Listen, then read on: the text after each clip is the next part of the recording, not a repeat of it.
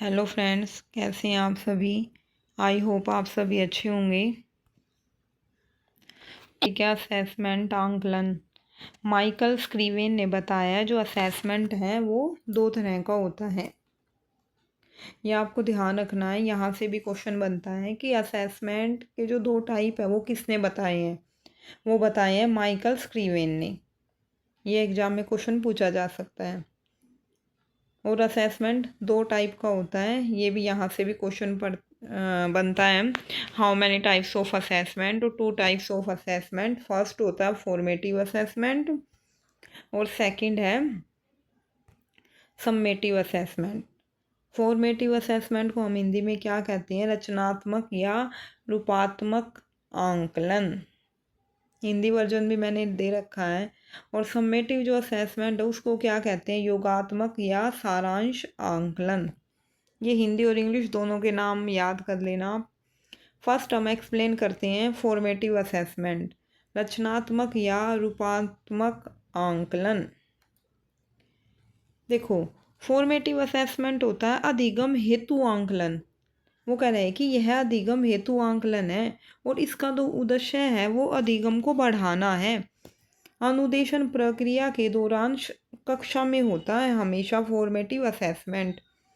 Teacher और बच्चों के बीच में होता है। इसमें लर्निंग और टीचिंग दोनों की कमियों का पता लगाया जाता है और निदान भी किया जाता है। और इसका जो फॉर्मूला है वो है डायग्नोज प्लस रेमेडियल। देखो, मैं आपको सिंपल सी भाषा में समझाती हूँ कि जो फॉर्मेटिव असेसमेंट है वो क्या होता है कि पढ़ाते पढ़ाते बच्चे का इवैल्यूएशन भी करना, आंकलन भी करना। कि इसमें हम क्या करते हैं, अब आपने देखा होगा ना कि हर 2 महीने के बाद एग्ज़ाम होते हैं बच्चों के। जैसे FA1 हो गया, 2 मंथ बच्चों को पढ़ाएंगे, फिर क्या हो जाएगा, FA1 हो जाएगा। उसमें प्रोजेक्ट भी कराएंगे, पेपर भी लेंगे। तो वो क्या है कि टीचर ने जो 2 मंथ के अंदर जितना भी पढ़ाया है ना वो बच्चा रिकवर कर पाया है नहीं, उसको समझ पाया है नहीं, वो उसका पता लगाने के लिए FA1 लिया जाता है कि किस बच्चे ने कितना गेन किया और किस बच्चे में कमी रह गई। कि और 2 महीने में हमने जितना पढ़ाया था उसमें से बच्चों ने 80% गेन किया, 50 किया।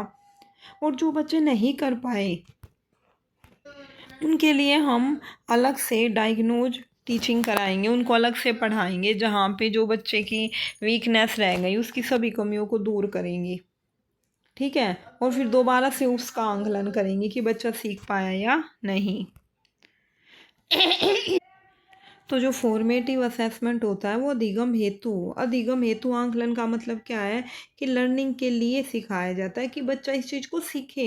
एक तरीके से एक मेथड से नहीं सीख पा रहा तो दूसरे मेथड से सीखे। वो अधिगम हेतु आंकलन है कि हमें बच्चे को ये चैप्टर सिखाना ही है, चाहे हम कोई भी मेथड अपनाएं। और फिर हम क्या करेंगे, उसका टेस्ट लेके देखेंगे।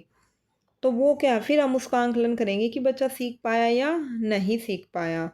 तो जो अधिगम, यहाँ से क्वेश्चन बनता है, जो अधिगम हेतु आंकलन होता है वो कौन सा होता है? तो वो होता है फॉर्मेटिव असेसमेंट, अधिगम हेतु आंकलन।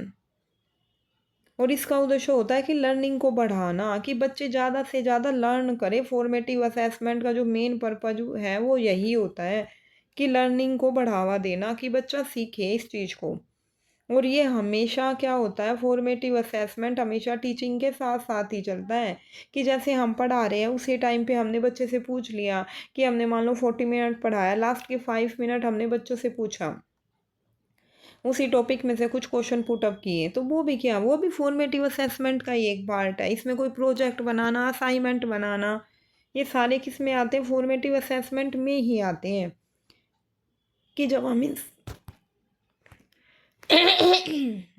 हम आंकलन भी कर रहे हैं कि पढ़ाते पढ़ाते हम बच्चों से साथ में उनसे पूछ भी रहे हैं ताकि वो एक्टिव रहे। और ये हमेशा टीचर और बच्चों के बीच में होता है। इसमें लर्निंग और टीचिंग दोनों की कमियों का पता करना लगाया जाता है और निदान भी किया जाता है। ये नहीं केवल हमने बच्चे की प्रॉब्लम को देख लिया, नहीं, हमने प्रॉब्लम को भी देखा फिर उसका सॉल्यूशन भी किया।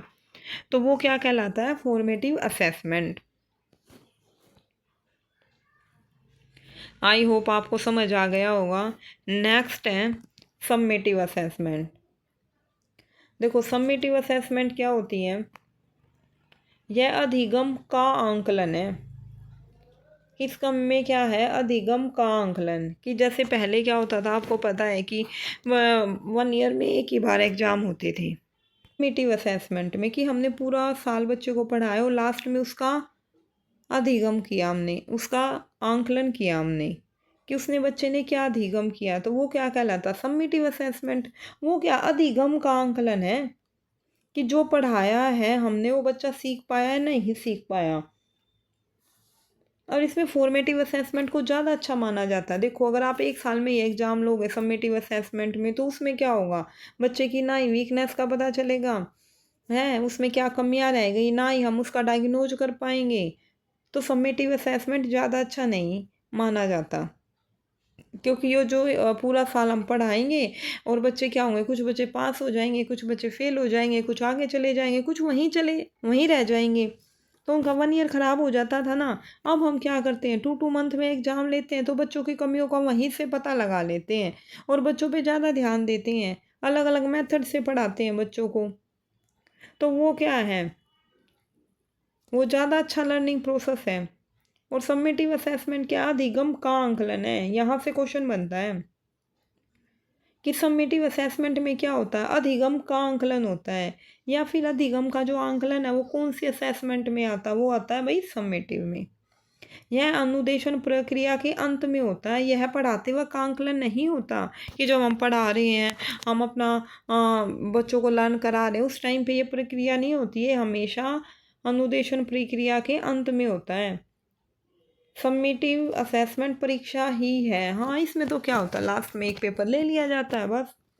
यह किसी विशेष शिक्षण अवधि जैसे यूनिट, सेमेस्टर या एकेडमिक ईयर के अंत में किया जाता है। हाँ, आपको भी पता है कि एक यूनिट कंप्लीट हो गई फिर हमने ले लिया है, या सेमेस्टर में 6 मंथ में एग्ज़ाम ले लिए, या फिर पूरे ईयर में एकेडमी के 1 साल के लास्ट में एग्ज़ाम लिया। ये सब के किसके पार्ट है, समेटिव असेसमेंट की। इसका उद्देश्य छात्रों के समग्र प्रदर्शन का आंकलन है कि पूरे साल में बच्चे ने क्या पढ़ा, वो सारा का सारा आंकलन करना होता है। और इसमें क्या आता है, final examination, intermediate examination, final project या साल के अंत में ग्रेड देना समेटिव असेसमेंट के उदाहरण हैं। और जो असेसमेंट समेटिव नहीं है वो सब किस में आते हैं, फॉर्मेटिव असेसमेंट में आते हैं। आपको पता है ज़्यादा वाइड क्या है, फॉर्मेटिव असेसमेंट है, उसमें ज़्यादा तरीके अपनाए जाते हैं बच्चों को पढ़ाने के, सिखाने के, नए नए मेथड, नए नए टीचिंग प्रोसेस का यूज किया जाता है और उनकी कमियों को हर तरीके से दूर करने की कोशिश की जाती है।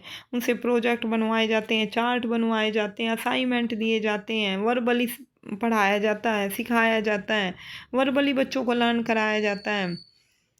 तो क्या है, फॉर्मेटिव असेसमेंट को ज़्यादा अच्छा माना जाता है समेटिव के कंपैरिजन में, जो आजकल अप्लाई किया गया है बच्चों के ऊपर। तो स्टूडेंट, ये हमारा आज का टॉपिक था, assessment, very important topic for every exam. तो आप इसको अच्छे से लर्न कर लेना और इसकी जो PDF है उसका लिंक मैं डिस्क्रिप्शन में डाल दूँगी, आप वहाँ से देख लेना। आई होप आज की जो क्लास है आपको अच्छी लगी हो तो like, share and subscribe my channel और PDF को वहीं से डाउनलोड कर लेना। Thank you so much.